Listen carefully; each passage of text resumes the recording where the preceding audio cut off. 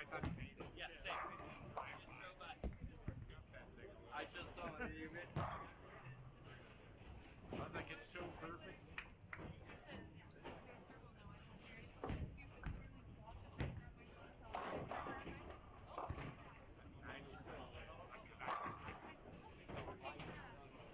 I'm pretty sure he thought it was me. And then I saw it. Here's the first video. As soon as you let go, then I'm like, spam. And we just put it back and up. I was like, oh. Wait to see what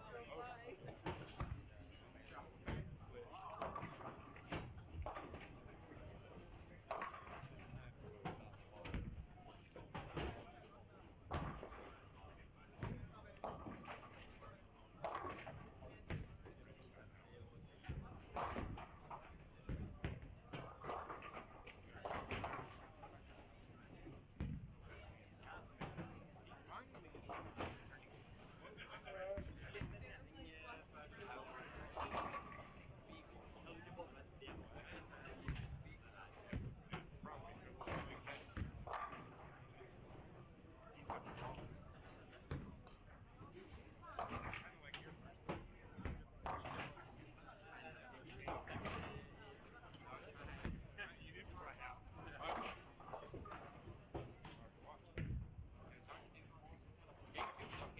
Fucking 2-1 hard.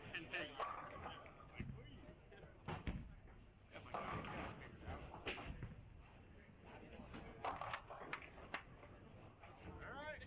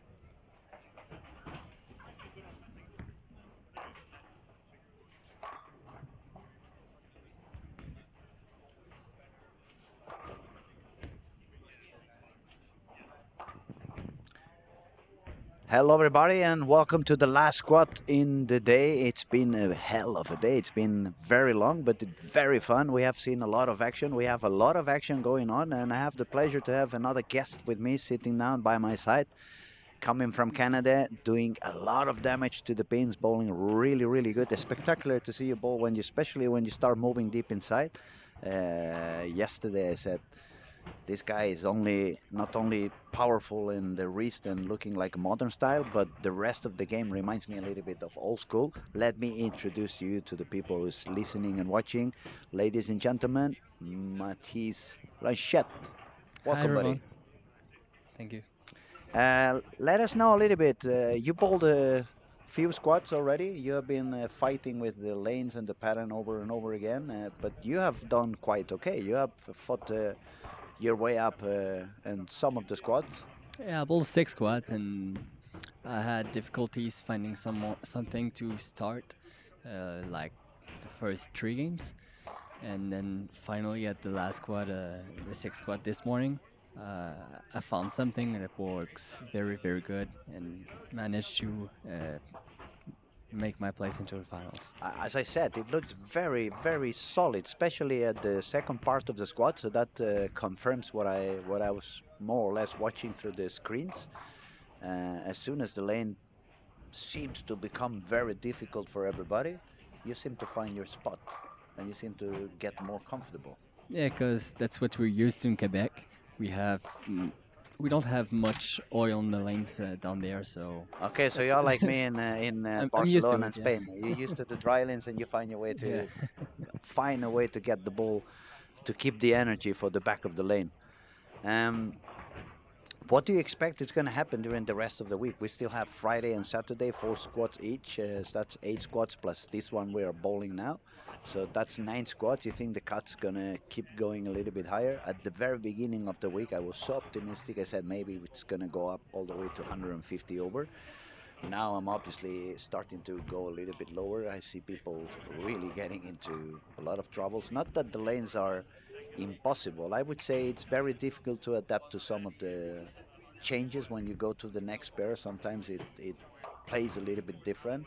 And for some people, there seems to be the biggest issue. They have some problems trying to adapt into those big changes. So, what do you think is going to be on the cat, and what do you think it's the biggest problem that people is facing when they do those lane changes? I think the lanes are very tough, and we have to make moves like 5 times a game, and we have to be careful to make the right moves because sometimes we have to move like 5 board left from From one frame to from the one next frame shot. to another. Yeah, I think the cut will be around over 100. I Hmm. think that's reasonable, and maybe for step two around 130, something like this. Okay, so you're going even a little lower also for step two. Yeah, You think 130 is going to be enough? What do you have at the moment now? I don't remember. I have 141 over. 141, so it should give you a spot already on step two. I hope, yeah. So you're definitely hoping that I'm completely wrong and the cat doesn't go all the way up Yeah. to 150. Otherwise, it's not even step two. um, let's see. You have a guy from Canada also bowling now. We have Nathan. He started quite strong with spare and 7 in a row for a 255. That's a very good beginning. Nathan was doing quite okay, and the last squad I saw him bowling this morning, he felt like he found something. He started doing pretty good. He shot 269 on game five or 268 on game five. At the moment, it's the highest score on that particular game, and that is a turbo game, so that could guarantee him a spot in the final. But the way he started this last squad of the night, he may not need that turbo game after all. I hope he doesn't need it because I know he's the type of bowler to bowl big games and make his place into the finals. He did some changes to ball surfaces. He drilled a new ball to help him around game 3 or 4. What ball did he drill, if I can ask? Effector. Uh-huh. Okay, So Victor. he polished it as well to give it more length. And I think Went that's for a little bit weaker layout, perhaps? yeah. He went for a 6 inches spin. So Okay, yeah, so that's pretty long. definitely wanting the ball to go longer. Yeah. All right, so game one is almost over. Uh, we're gonna have Nathan leading the squad at the moment with 255. Then on his same lane we have Thomas Kaiko, also a Finnish guy bowling from time to time at the PVA. Is gonna shoot 236. But the rest of the field, they seems to be struggling a little bit. I see games of 150, 150, 180, 160, 150 again, 160, 160, 170, 130, 170, 180, 180, 190 on lane 19 and 20, except Eric Jones. Look at the Yannick, unbelievable. The score for Yannick, it's really low at the moment, 92 on the 8th frame. And they're not bad bowlers. I mean, we're talking about super talented people out there in the lanes, but the pattern is tough. It definitely is demanding. Yeah, the pattern stuff, and there's some tougher lanes like 15 to 20 and 1 and 2, which has lower score from what I saw previously. And I think a good lane draw is a good thing, but we have to adapt whatever the lane we are bowling on. Yeah, that's one of the things that we see. Mostly, I've been seeing that the younger guys seem to have more issues with this pattern, especially the European bowlers. Lately, they are using urethane. I think they take urethane balls even into the shower. They go to bed and they they go to sleep instead of a puppy. They grab their urethane ball and go to bed with them. Yeah. They get used to just give more and more surface and just move in and shoot it harder. But this pattern is not so much about speed and power. It's a little bit more of control as well. You need the speed, obviously, because otherwise the ball's going to read too early. But you need to be able to control whatever you do with the ball.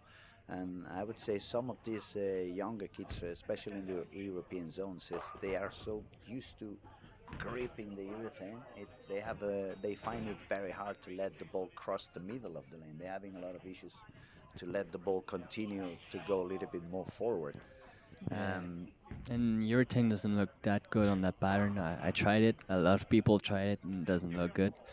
And if we grab the ball, it just hooks at the arrows and there's nothing good. I believe, from my point of view, at this particular pattern that is played so deep inside in the lane, and especially you cannot move the break point too far outside because then you get into the penalty zone. The ball's gonna skid all the way to the corner.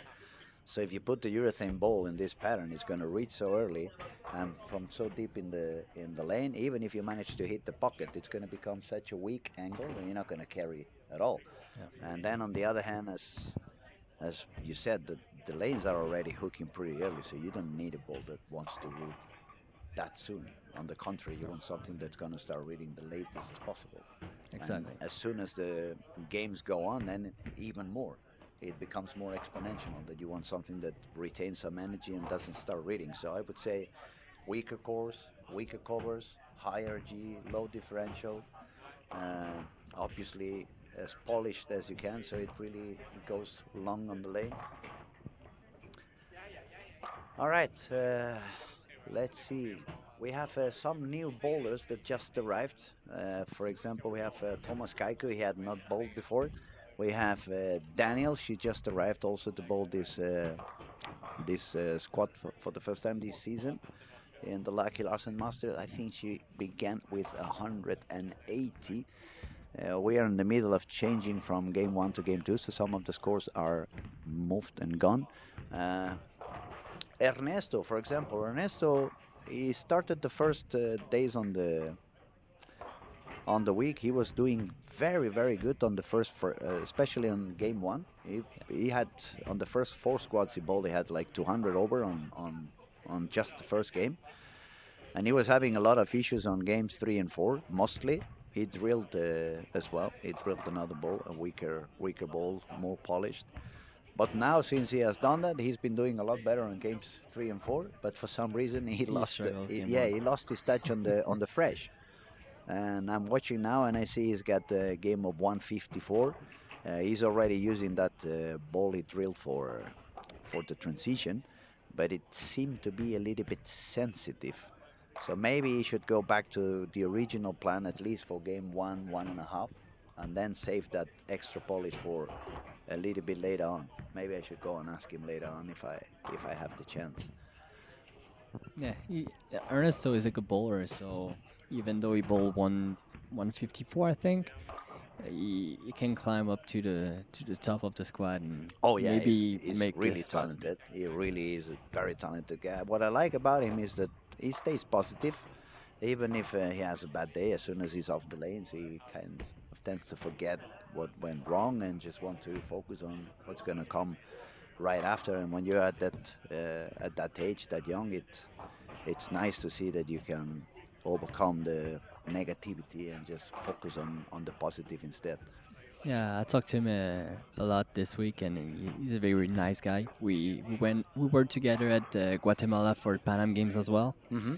so we've spent the month together. Okay, that's cool. Yeah, and So it became kind of a bit of a friendship over there. yeah, maybe a start of a new friendship.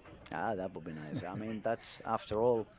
For me, for example, I've been bowling for, I don't know, about 25 years more or less, and now I'm doing more coaching than bowling.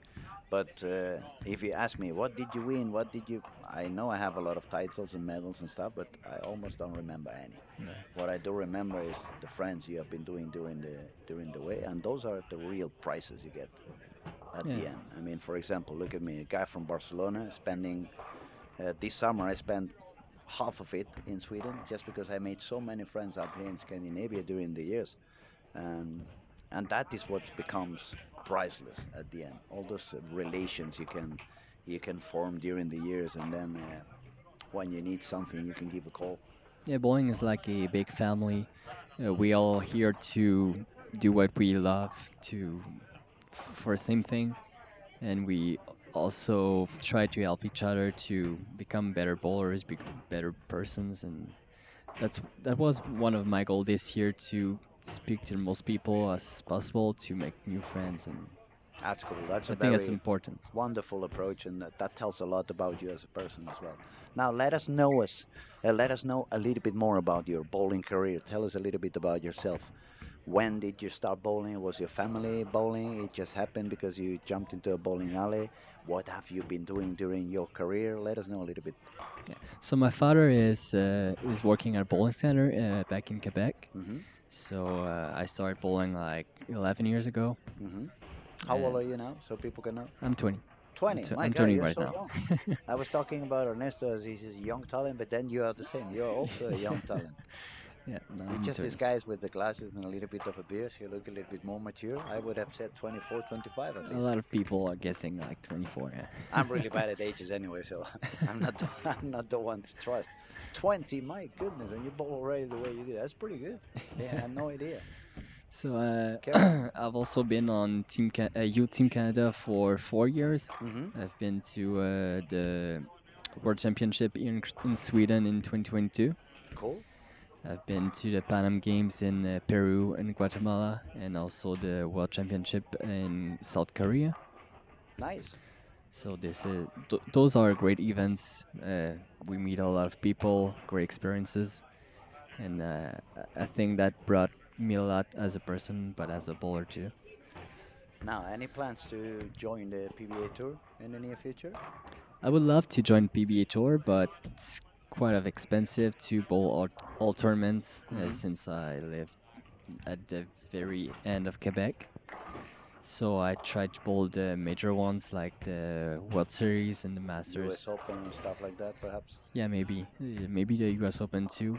I'll see what I can afford to bowl. I probably want to go to the high roller then.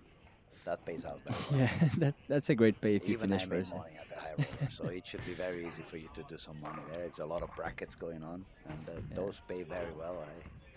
I remember a lot of bowlers wanting to play those brackets, and they really don't have such a high level because they come from the night leagues over there. They bowl 250 on the night leagues, and then when they bowl in competitive sport, they go 180, 180, 180. Yeah, it's so But they put different. the money on the bracket. So as soon as you make 200 on that first game of the bracket, you get the money back. You make a couple of games of 200 or 210, you make money right away. So for sure, you could sponsor yourself on during the sweepers and all that Yeah, that's a good plan, kind of maybe. stuff. Do so, do so. It's going to be a great experience. Uh, I have a I have a very good friend actually in Canada, a bowler. I haven't met with him for perhaps 15 or 20 years. It's been quite a while, I think. We happened to met here in Helsingborg. Oh, it's nice. Bill Rowe. Oh, Bill Rose, nice. He's a nice guy. He's a very nice guy. He's very funny, very, very kind. We had a lot of laughs back in the day. Yeah, And we were rooming together for the Masters back in Detroit, mhm. and that's the first time I saw him. And I met him. He's a nice guy. I saw him on Facebook, I believe was a year and a half ago when he decided to start bowling again and join the The PPE senior. 50. Yeah, yeah, that was quite fun. And do you happen to cross paths with him from time to time? No, I saw him once, and it was at the Masters. No. I never see him often. I was gonna say otherwise. Give him a big hug from me. But I would have. I'm gonna do through the YouTube channel. Anyone from Canada over there, you have the chance to see Bill. Give him a big hug from the Crazy Luis in Barcelona. Okay, do we have any commentaries on any comments over here in the chat? AB, no one but our hero has a sleeping problem. He should concentrate on his technique instead. I wonder who you're talking about, AB. Let us know if you're still here. Hello, bonjour, Mathis, Celevis, Quebec. Nice job. I see you have a Salut fan Pierre. over there. That's pretty cool. And then we have another one. Go, Nathan. Yeah, that's Nathan's wife. Uh-huh. Hi, Mafe. Okay, that's cool. Nice to meet you. Your husband is definitely doing a great job. He started with a pretty high game of 255, and now he's got triple and a nine spur, so he's looking strong and good for him. He's bowling also with Thomas Geico, which is a very good bowler. So maybe they both can, help each Yeah. other to keep the scoring pace. It's always a little bit easier when you find yourself bowling with somebody that strikes a lot. It kind of carries you a little bit. Yeah, Nathan was happy to bowl with Thomas because he can gives him a good read on the pairs, Hmm. and he's a good friend with him, so was very happy. That's nice. That's nice. Okay, I'm gonna check a little bit on the scoring. We have again 40 bowlers on the lane. And this squad started a little bit lower than the previous ones. We have only 8 bowlers above par. We have Nathan on the top spot with 255. Then we have Thomas Geico bowling with him, 236. Then we find Joey from the United States, 223. Eric Jones, 209. Linus from Germany, 207. Santu, former PBA Rookie of the Year from Finland, 203.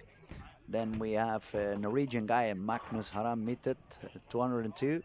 The young Italian kid, David Giantomasi, 201. Then we find Robin Ilama. Robin has been having an amazing summer over here in Europe. He destroyed everybody on the European Championships. He got the golden medal. Then a couple, I think it was a week after or a week and a half after, in this bowling center, the under 21 World Cup. That's He very shot good. about 230 average or pretty high, but then on the final he destroyed absolutely everyone. He shot 576 on the step ladder in 2 games. Wow. That was pretty impressive. The pattern was not like that. Obviously, it No, was a pretty easier. different pattern. It was a lot of friction on the outside. Everybody was using the purple hammer. And when I say everybody, I mean everybody. Every ball return was packed with it. And then he flew down to Madrid in the middle of July and he won an international event there. So he had a very It's crazy. successful, very successful summer. Um, his name is Robin Ilamar, but he has a nickname which is Robin Lilamar, and Lila it's a purple in Swedish. So That's a good nickname. that's a good one. I like it. Then we have Magnus from Iceland, 195. Timo from Finland, 191. Justin Knowles, 190. And if we want to find the first female, we have to go down to place number 16. That's Danielle McEwan. She just arrived. On the previous squad, we had some people asking on the chat, what do you think Danielle's gonna do when she shows up later on?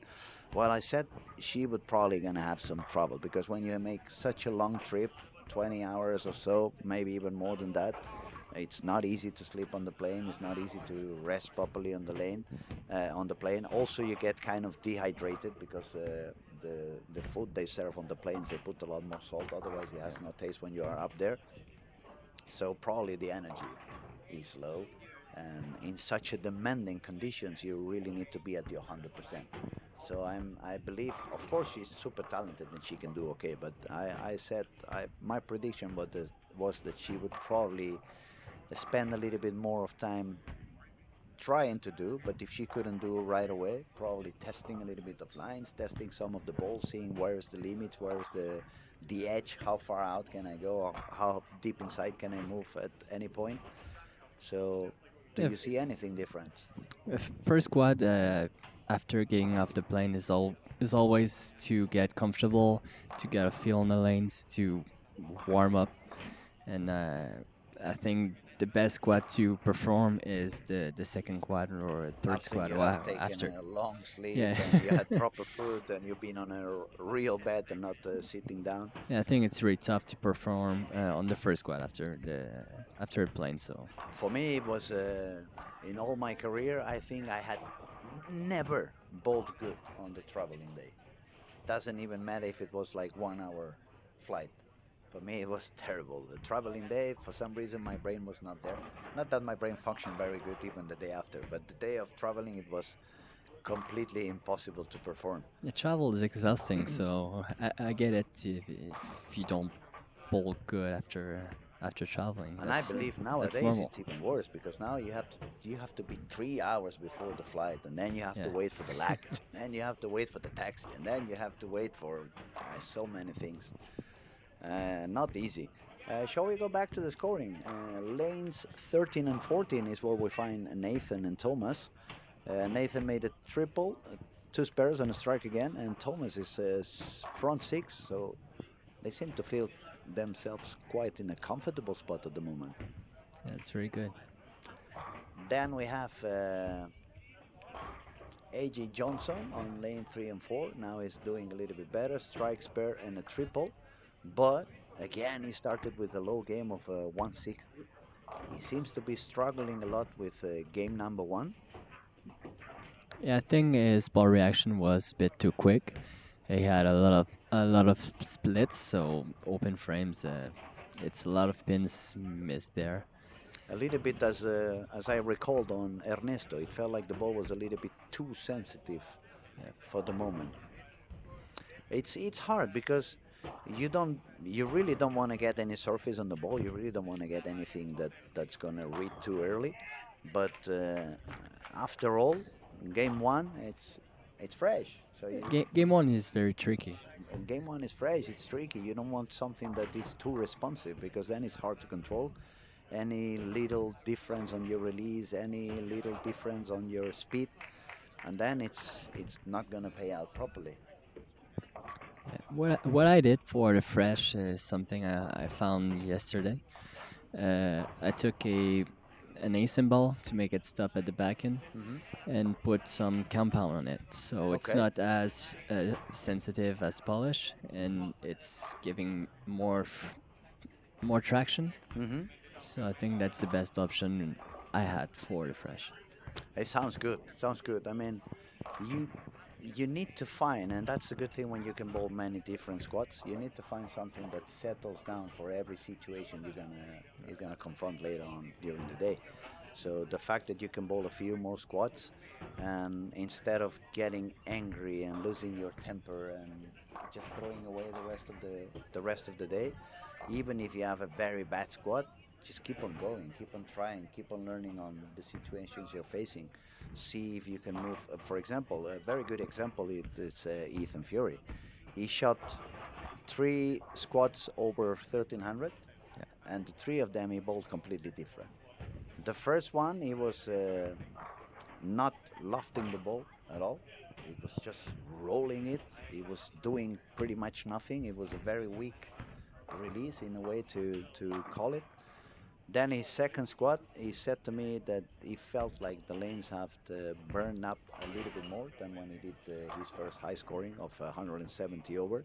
So he Okay. started doing a little bit of lofting, and he's got that score is currently the highest of the tournament with 193 over.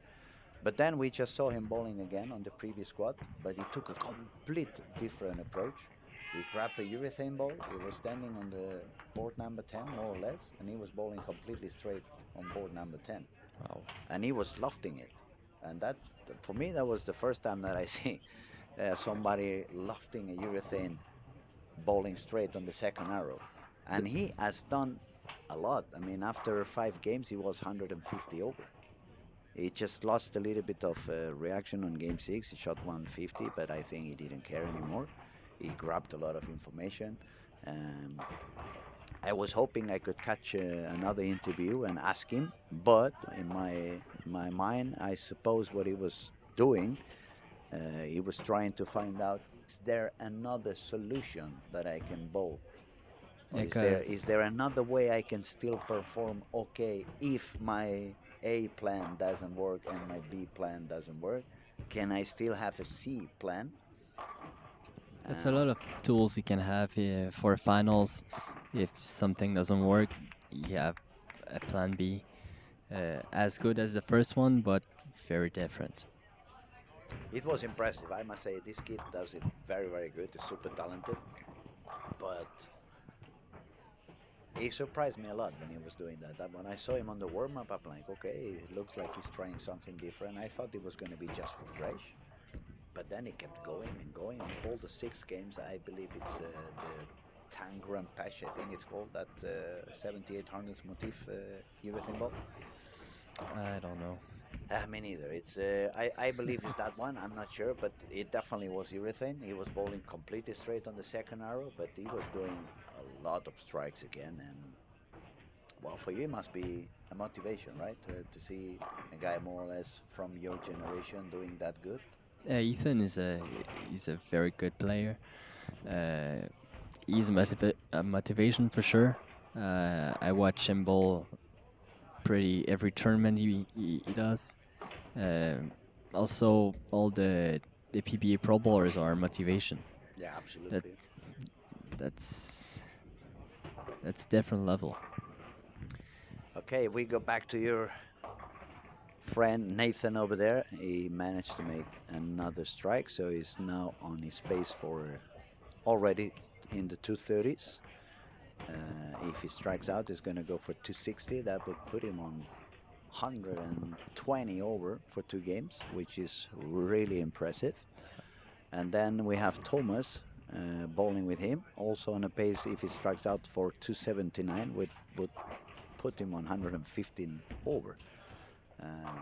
It looks like the two of them are bowling something different than the rest of the field. We have some people doing okay, but they were not doing okay on game 1, so it's a little bit of a mess. For example, AJ Johnson, as we said, he started with 160, but now he's got 6 in a He's row, doing very good. Yeah. trying to work for a potential 280. I think everyone has a lower game where the transition doesn't fit as good uh, with their game, and I didn't see any bowlers who didn't have a low game around 200 or more or less. I think the only one who's been surviving to get these low games, it was Ethan so far. Yeah. Everyone else, at some point, you end up having some pair that it's gonna become super tricky, and you need to try to do your adjustments. And if you don't do the adjustment quick enough, or you're not right at the first attempt, and then you can easily get the big split, and then it's very tough to overcome and come back to the par. So we see a lot of we've seen a lot of squads with people shooting 240, 240, 160, 210, 220, 160 again. Stuff like that happening all day long, all week long, I should say. Yeah, that's easy to bowl 150 game because pairs are so different from one to another. It depends what the bowlers you did before you arrived there, Mm.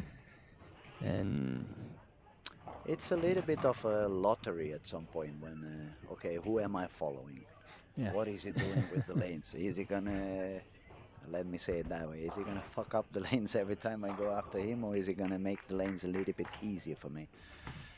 And that is one of the fights I've been having for the last, I would say, 10, 15 years with the bowling community. Back in the day, we used to bowl a little bit different, not only in technique and stuff, but the formats of the tournaments back in the day, they used to bowl at least 2 games per pair.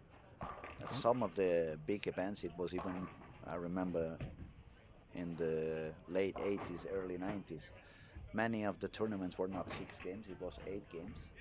And some of them, it was 4 games in one pair, 4 games in the next pair. When it was 6 games, it was 3 games in that pair and 3 games on the next pair. And people usually tells me, yeah, but if you find yourself on a bad pair, then you have to stay there for 3 games. In a way, yes, but how many times you're gonna find after 100 days, you're not gonna be 90 days on the bad pair. It may happen maybe 10 times instead of 90. And on the other hand, even if you find yourself on a tough pair, you have 30 frames to find out how to bowl that pair. You have a lot of time to find a solution. And sometimes when you only bowl 1 game, by the time that you find the solution, you have to go You away. have to You have to switch, yeah. skip and switch again, and then it's like, fuck, I found it too late. And that is one of the modern bowling rules I kind of disagree a little bit. I On that particular matter, I would go back into the past, and I would make at least bowl 2 games on each pair. Another thing that would happen if we bowl 2 games on the same pair is that the bowling rhythm would be a little bit faster because you don't change lanes so often. So you skip a couple of minutes. That every time you have to change lanes, and the bowling alleys, I don't know in Quebec and Canada, but in the south of Spain, the bowling alley proprietors or owners, they care about the money. They care Yeah. about the income, and usually open bowling pays a lot more than sport bowling does. So if you're bowling for 6 hours instead of 7 hours, That's it that's makes more that makes a sense, difference. right? I don't think there's a perfect format. I think everyone has their opinions on what they prefer or what they don't like. Hmm. I think bowling 1 game on a pair is all right because it forces the good bowlers to adapt and It forces you to do it quicker. yeah, I expect, yeah. and that's where we see the good bowlers. They are adapting faster. Oh, you just They, called me a bad boy because I no, no, no. That's not what I'm saying. I require 2 games or 4 games in order to read the lane. I'm just joking. I'm just joking. No, no, I understand. I But I understand. think that's one of the way that good bowlers are demarking themselves. Also, the difference from the older days, I believe it's when I started bowling, it was wooden lanes. It wasn't synthetic yet, so it Yep. was. I remember on those days, the local bowler he had some kind of advantage to the other ones because the topography was so different on Yeah. every lane. I remember bowling back in Barcelona. I would be bowling in this pair and then move to the next pair. And before I made the first shot, I would already move left or move right because I knew this next pair was longer or shorter. Was, you know what I mean? Yeah. And since the synthetic lanes came onto bowling, that is not that exaggerated as it was. No. Obviously, topography is still a big factor, a lot bigger than amateur bowlers understand, I believe. Uh, Everybody used to blame the oil man or, oh, this pair, that what did they do with this pair because it hooks 10 times more than the other one, or what did they do with this pair because it hooks 10 times less? Well, actually, if it hooks 10 times more and they just made the lanes, it's not the lanes, it's probably it's not the oil, it's probably the topography. Yeah. So topography obviously is still a factor, but I think back in the past it was even a bigger factor than it is today due to they had to resurface the lanes over and over, and I don't know if you've seen any of that. I didn't get the chance to bowl on wood lanes, but It was fun. it probably was fun, yeah. It was fun, and And and the ball reaction was weaker. there was a weaker ball reaction. I remember when they put the synthetic lanes in the bowling center. I bowled in Barcelona, and the first shot I did, the ball at the back end was like, "Choom!" Like probably 10 to 15% bigger friction, and it was like, okay, let me try again on the button lane. Very smooth reaction at the back end. So that was the first thing I realized when I moved into synthetic lanes. It was IMF, like the surface we have in here, which is quite a lot of friction on it. Yep. It is. And wood lanes were very sensitive to temperature. Yes, I believe it was softer, that making it create a lot of friction at the back end. and the other thing that was happening a lot with button lanes is that open bowling would destroy them pretty much. I mean, when they Yeah. get the thumb stuck and the ball would fly up to the moon, and you could walk there to the foul lane and see a And huge and amount you of see a ball jumping when you throw it yes, again. yes. Okay, Thomas Kaiko and Nathan, they are sitting with 88 over for Nathan, 103 over for Thomas. That's quite high scoring for the beginning. Robin is back on track, 256, so That's good. it's 55 over at the moment. We just have a couple of guys about to end game two, so we will refresh the scores in a couple of minutes and we will give you a proper standing and proper ranking of this squad. I'm not sure we're going to be doing commentary the whole squad because it's been a very long day. We started 9 o'clock in the morning and we're going to start 9 o'clock in the morning again. Now it's 10 in the night. So it's been 13 hours talking and That's a long day. my Yeah. tongue starts to be a little bit exhausted. I'm running out of words. I'm definitely running out of guests. And but if you people are watching and you want to ask something to my buddy over here, Matisse, feel free. If you want to ask me, same thing. We're gonna be with you for one more game, and then obviously we're gonna let Matisse go because he still have to compete for the rest of the weekend. It's a long way to go, and we don't want to abuse. You have to It's all right. you have to have a proper rest, a proper night's sleep. Yep. Any jet lag left? No, the jet lag was pretty okay. 6 hours difference from Quebec, Hmm. but I'm kind of used to travel, Okay, and I don't very so sense it. you adapt quite fast to Adapt that. good. For me, it was a lot easier to travel to the other side of the Atlantic. I worked eh, nearly 15 years as a DJ nightlife. So going Wow. to United States or Canada or Brazil or whatever, it's for me it was perfect. It's okay, finally I can see to get I get to see the sun and I don't feel sleepy at all. It's like on the proper.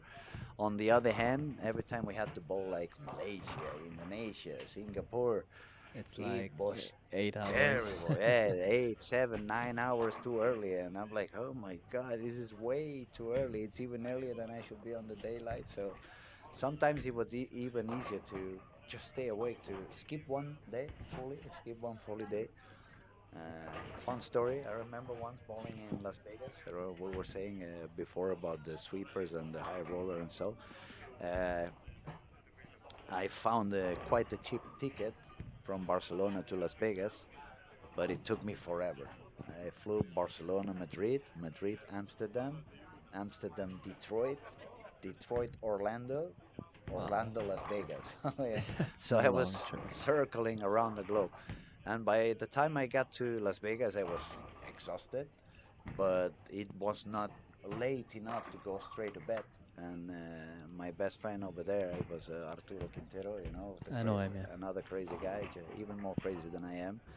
So he says to me, "Cuñado, vámonos de fiesta. Let's go party. So you stay awake for a little longer, and you can grab the proper timing." So we went out. We went to party. You know those casinos. You have no windows. So you have no idea yeah. if That's the sun is casinos coming everywhere. out Yeah. or the sun is not coming out. So we started having fun and having fun and having fun. And by the time we realized, maybe we should stop the party and have a proper rest. It was already too late. so, so even if I've been traveling for 30 something hours, I couldn't catch the right time. I went to bed on the wrong time. I ended up going to bed at the same time as if I was back in Europe. So it took me a couple of days to adjust To recover, yeah. after that. Yeah, funny stories from back in the day. Let's check on the scoring. We have the freshman already. We have Thomas Kaiko on first place with 103 over. Not so bad. Then we have our friend Nathan with 88 over. Then we have our Robin Ilamar from Sweden, 55 over. Then we see Mario from Italy, 426. 423 for Joey, United States, 420 for Quentin from France, 18 over for Eric Jones, United States, Adam Anderson, 10 over. AJ Johnson, after a game of 247, he managed to go back into par. Now he's 7 over. And number 10, that's the last spot with 200 average. That's Dennis Linhardt from Germany, 405. Looking down to the first lady, at the moment it's going to be Lova Nilsson from Sweden with 370, so she's 30 below. And she's going to have to start striking a little bit and go a little bit high because there is a couple of spot saves for the girls we can see over here. At the moment is Emma Haltunen and Nora Johansson, both of them with 27 over. What do you think about Nora? She's a good bowler. She had a good season on tour. Was her first year on tour, I believe. Yes, And I think she did pretty good. she's got a lot of talent for sure. It's not that many, at least in Europe, not that many girls who bowl two hands yet. What about Canada? I don't think there's any. There's a lot of bowler anywhere on the planet two-handed as girl. I think she's one of the best, and she will continue to be one of the best from years. It's going to be interesting to see what goes on in the following years. See if we Yeah. see more girls starting to bowl two hands, or it's just going to remain on the boys' side I think it will come. Yeah, eventually, right? yeah. Because we see more two-handers than one-handed. Oh, definitely, especially on the younger generations. Now it's a complete switch. Yeah. Was doing a camp a little bit north in Sweden a couple of weeks ago, and everyone was under 15. It was two hands. Nobody bowled one hand anymore. Nobody, absolutely no one. And the smaller they are, the more it feels like natural for them. A few years ago, bowling two-handed was special, but I think in a couple years, bowling with one hand One will be hand is going to special. be the. Yeah. I said that this morning we were talking with Magnus Johnson, ex Swedish coach, and that was one of the things that it looks to me like 5 or 10 years from now, the one-handed is going to be the new lefty. Yeah. He's going to be bowling on his own out there, bowling on fresh. Everyone with two hands is going to be a little bit deeper because of the rep rate and so. It might be the case. It might be the case. Okay, let's see. Where did our friends move? Uh, let's find a lot of strikes and maybe we'll find them, right?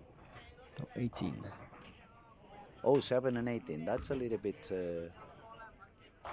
more of a tougher pair. It hasn't been playing so high.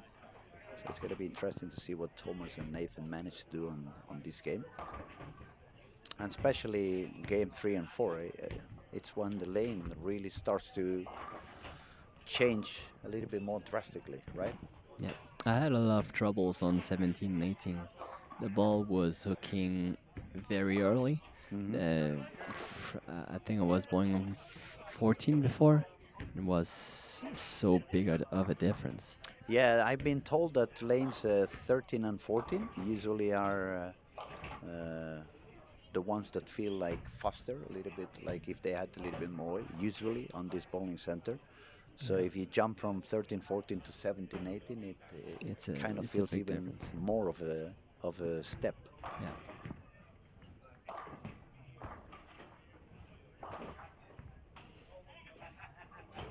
And actually, that ball we just saw from Nathan, it went a little bit into Brooklyn. I really don't know if he made a mistake or maybe the lane is already changing and it's going to force him to start moving. As you said, every couple of couple of frames, you need to jump deeper and deeper.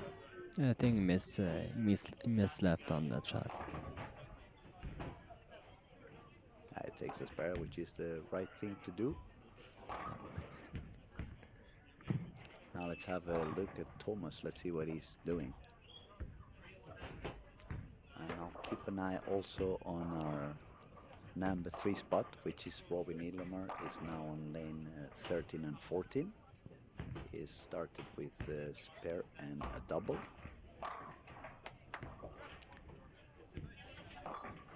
And who else was doing okay?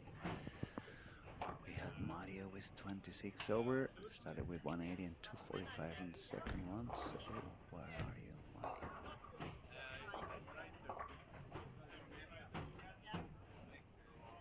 So many names at the end, I end up losing some of them. Yeah, it's hard to see everyone at the same time. Oh, Mario, 7 and 8 strikes per strike. Okay, let's focus on Thomas on lane 18.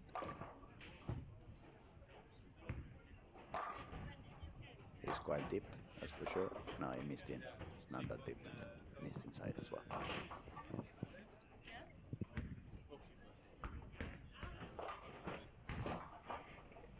And that is the other issue when you're doing the online streaming. If you try to follow too many at the same time, Yeah, that's hard. you get a little bit lost. And then when you try to see someone in particular, when they release the ball, is it too deep or did he miss? You don't know for sure until you see the ball reaction. And that's what happened on that last shot while I was talking about Thomas Kaiko. Because the lane looks so small on the screen and Mm. you don't really see where it's going. Ooh, That was close. enough.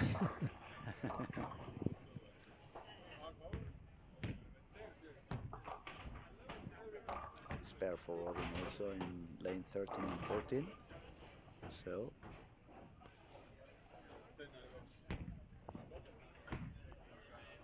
looks like the score pace is slowing down a little bit, but it has been happening every single squad on games 3 and 4. Previously we had a very kind guy over there. I have a question. Who is commenting with me? It's Matisse Blanchette from Canada. He has been bowling. He has been doing okay. 20 years old from Quebec. Very good bowler, super talented. I thought he was a little bit older. I just found out he's 20. I thought he was about 25. But if you haven't seen him, we have every single squad. It's on the YouTube channel, so you can find some of the previous squads he has bowled. Very powerful release, a lot of rev rate, a lot of speed, but a very nice technique, balance, and talking about the body language. It reminds me a little bit of old school, but with every good and positive thing on the modern bowling. So that is who's sitting by my side at the moment. Thanks for asking. I see you have some more talks over there. I think it's a French Yeah, flag over it there, means right? let's go, Katai. Uh-huh.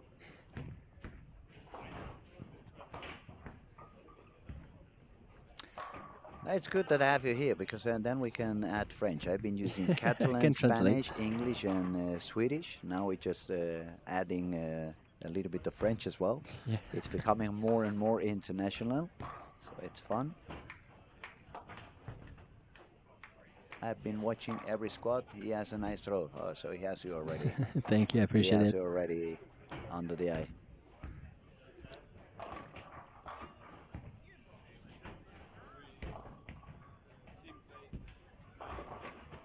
Okay, 17 and 18. You already said those pairs are a little bit tougher. Yep. And it could be the case. We have Thomas Kaiko with 103 over after 2, but no strikes yet. Just 8 spare, 9 spare, 9 spare, and 9 spare.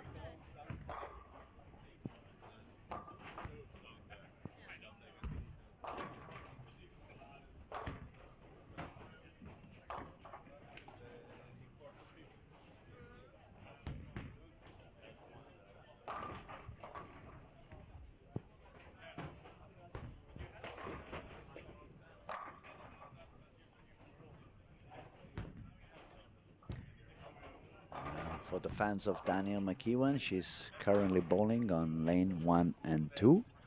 Uh, People interesting to see on those pair. Uh, no one's really scoring that high. So, yes, yes, we are on game 3.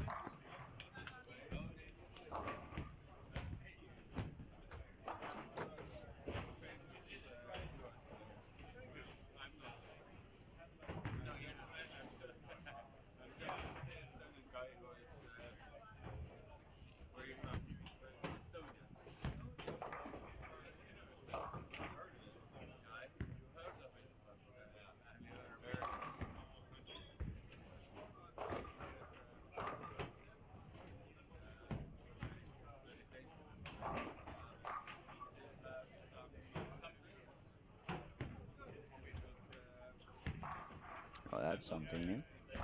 On lane 15. He's bowling back up, but single-handed.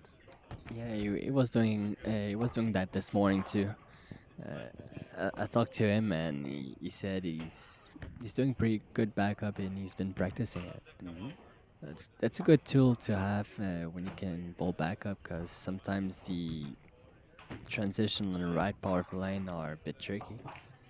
And I I would add that to my tools of bowling, but my wrist is not flexible enough. As soon as I stay like this, it starts hurting. So if I have to even more, but that's easier to do when you bowl two-handed because with one hand you have the thumb restrictions. So it's really not easy to be consistent. no, but that's why I was surprised because this guy has been He's doing doing it with the thumb, with the thumb in. That's even that puts me back into when I was really, really, really small, like 3 or 4 years old. There was a I'm not gonna remember her name. There was a woman that was a world champion, and she bowled backup Wow, with the thumb in. But now we are talking that's way black and back. white bowling. Black and white bowling, definitely.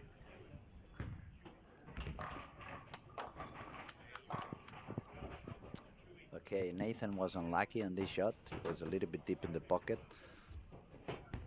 He got the solid 9. He could have definitely could have fallen. But the only thing they want to do when they have already 103 over and 88 over is stay out of It's, yeah, trouble. Stay on the safe, bowl smart. If that pair is not so friendly with you, just leave alive. Did you see on lane 20 we have again the 6 and the 9? that happened a lot A this week. lot, yeah. This week I've been seeing that at least once per squad. I've been doing it. I think it was first squad I went 2 and 4 after. So Oh, that's expensive. yeah, A frame of that's a two and bad four, frame. yeah. That is a very hard one to overcome. Yeah, A frame of 2 and 4. I hope it was not after a double. no, it was not after our double. Yeah, at least. Otherwise, it makes you even more angry. AJ Johnson also bowling on 19 and 20. He's doing better. Okay, let's see Thomas on lane 18.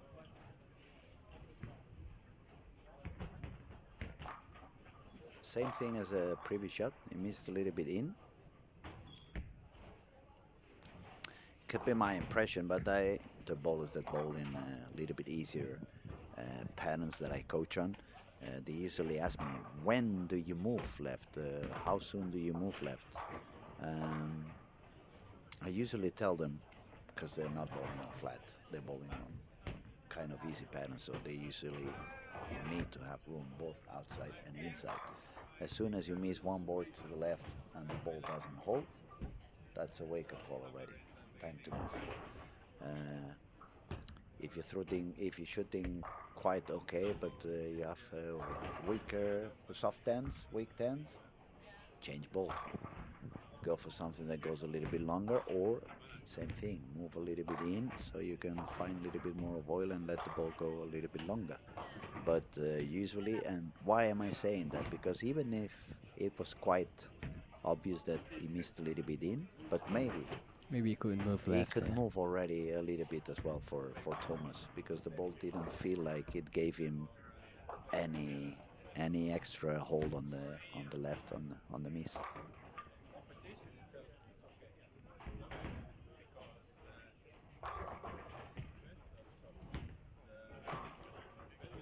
Ernesto is not having fun today either. He's gonna ask me not to watch him anymore. Every time I look, he's got a split. And I think it's last squat. He bowled already 8 squats, Ooh, and he told me that's that's his last. for good or for bad, yeah. Yeah. Let's hope he make it through U21 cut. Yeah, that's true. He should be smart enough and try to Because I go for think he that. went plus 51 squat. It might be good. Let's see what's the status at the moment. See if I can find.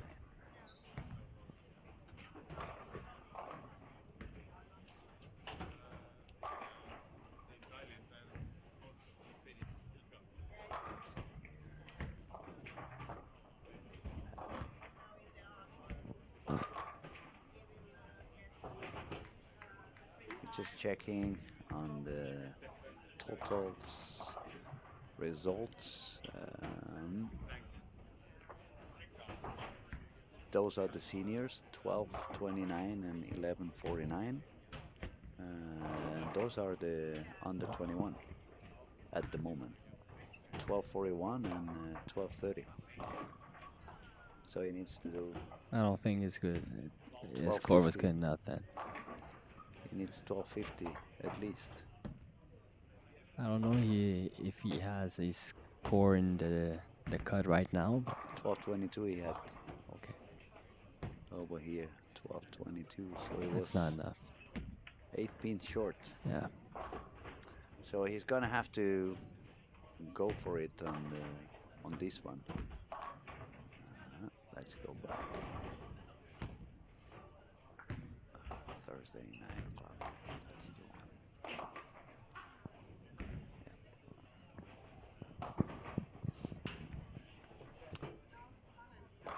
Robin Hillamar managed to double again on lane 13 and 14. And Nathan, let's see. That was a very good That's shot. good. Nice. Another double for him. Let's see if Thomas moves a little bit in or he just makes a little bit of a better shot. I think he's going to move deeper. At least I would move a little bit in, right? I think it will.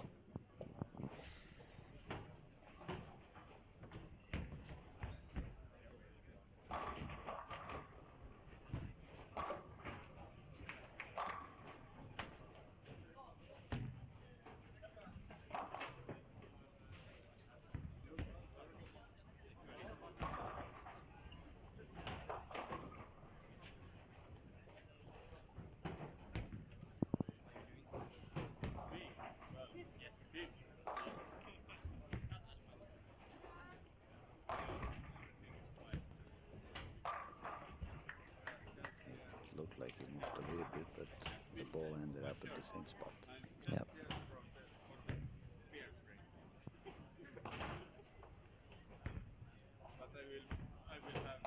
It's not fun when you find yourself in that situation, right? You try and try and try.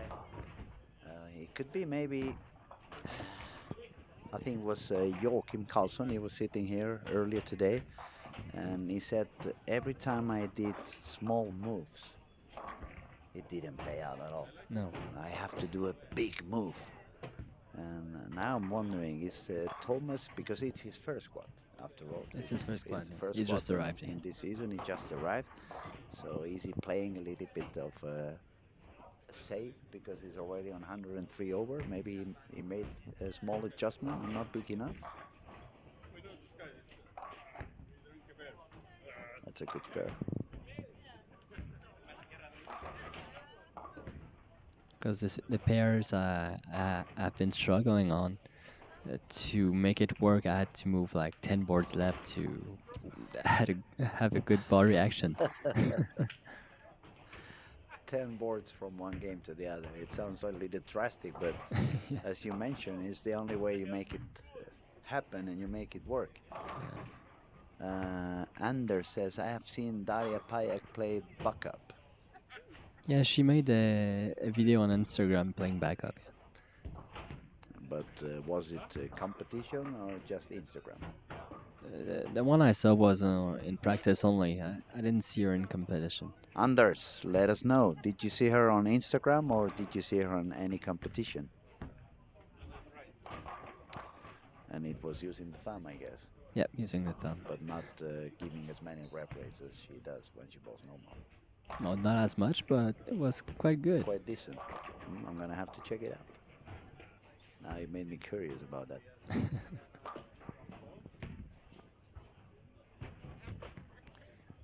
How do you get into the tournament? Oh, well, you have to fly all the way to Sweden or fly to Copenhagen, which is the easiest way to get into Helsingborg. On the same airport of Copenhagen, you have a train that takes you directly to Helsingborg in about 78, 79 minutes. And once you get to Helsingborg, and at the moment it would be impossible to play in the event because every single squad left is completely full, fully booked. But for next year, I believe you pretty much can start. You can start booking already some of the squads, or make sure that you make it soon enough so you don't run out of spots. But it's a PBA event open to anybody who wants to bowl. You don't really have to be a PBA member. The only difference is if you're not a PBA member and you win the event, you don't get an official PBA title. You win the event. You can always tell your family and your friends, Yeah. I beat the PBA guy, so for me it's a PBA title. But only if you are a member of the PBA tour, you're going to be granted as an official PBA winner. But that's pretty much it. The only thing you have to do is bring your bowls, bring your shoes, bring some money to pay the entry fees, and just join us. So, Landon, any other questions? We are here. Feel free to ask.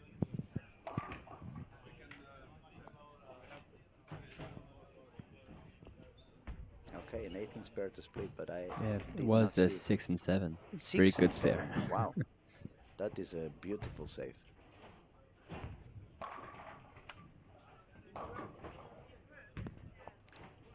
Aye,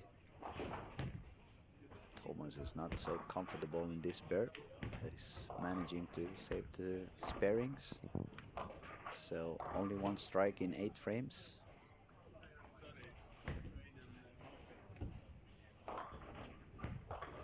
And that can also get a little bit on your brain when you have been shooting 100 over in the first two, and then you only get one strike in 8 frames. You can start doubting yourself, like, what is happening? What am I doing wrong? Should I change something? Nice shot by Nathan now, strike on the 9th, preparing the end of the game. And Robin Ilnama in lane 13 and 14. It's finishing with another solid game of 237, sitting now with 92 over. 92 after 3 is very good. It's a very good scoring pace. But as I said, he already has won a lot this summer. He has already won a lot in this bowling alley. Former Team Sweden at the moment is one of the very young, talented, and capable to win. It's a lot of good bowlers up here in Sweden. A lot of talented kids. And all this new generation inspired by Jasper. They all bowl in 2 hands, but they are really strong. They do it very, very good. It looked like a change of ball for Thomas. Looked a little bit different color. I didn't see a ball. Hard to I say think until the line was he moved better. the line. Definitely, the line was different than the previous shots. But it looked like the ball was a little bit more red. Maybe it's just me. I'm too many hours watching screens.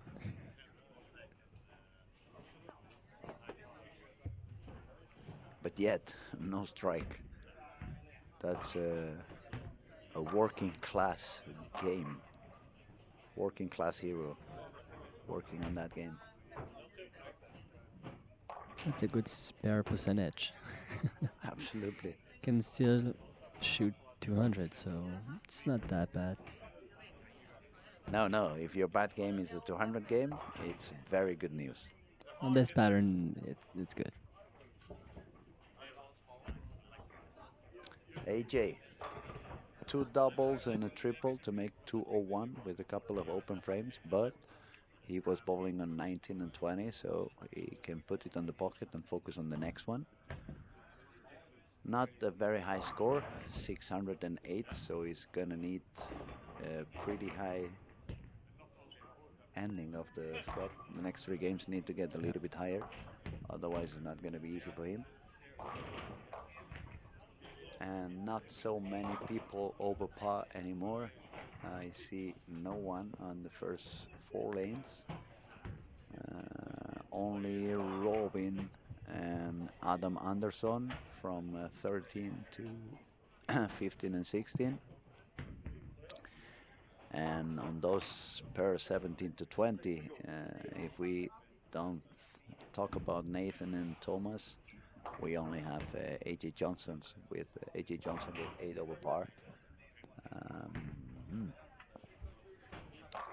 Yeah, the scoring pace is going down. I'm wondering how many people's gonna survive over par after game three. It looks like it's gonna be 5 or 6 bowlers, not more.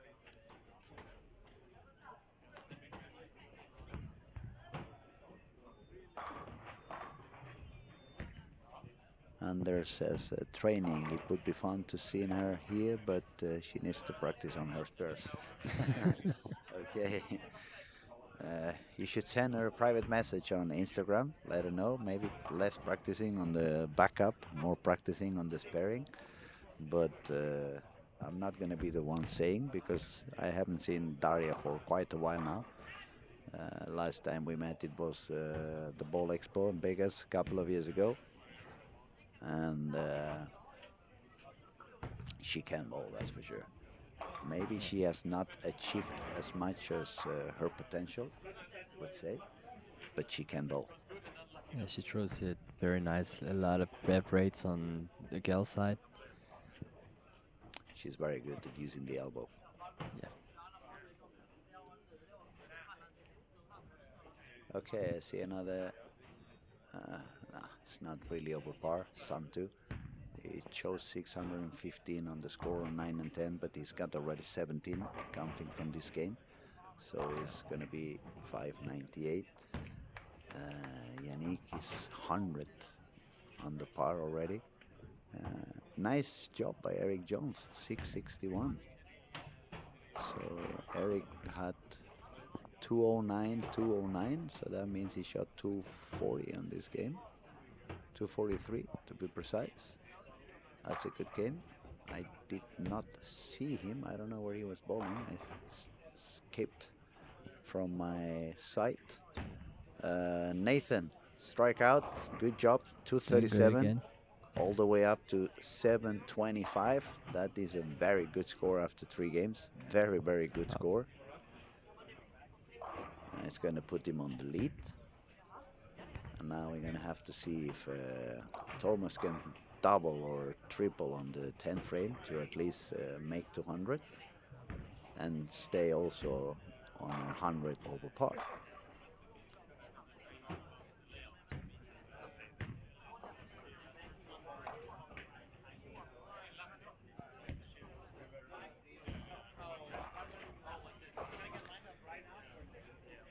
And I believe after this game, we're gonna stop Yeah, sure. the commenting for today. We're gonna take a big, big pause until tomorrow morning. The cameras will go on, the sound of the bowling alley will go on, but I will not go any longer. I'm a little bit tired, and tomorrow is going to be as long as today.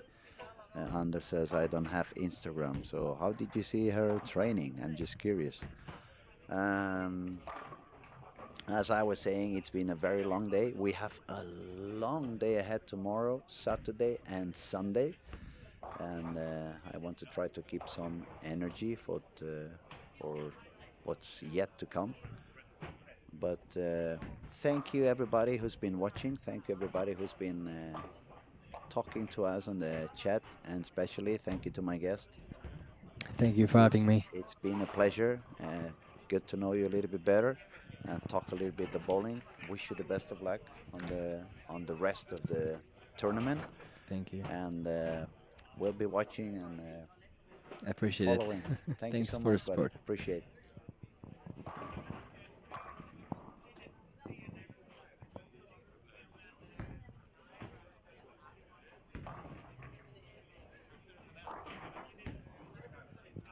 So now we're gonna say goodbye, everybody. As I said, action carry on. The cameras are gonna stay on. We see everybody tomorrow. Feel free to keep on talking. It's more people watching, so you can talk to each others. Thank you. That's all for today from Olympia Bowling in Helsingborg. Storm Lucky Larsens Masters 2025. Good night, everybody.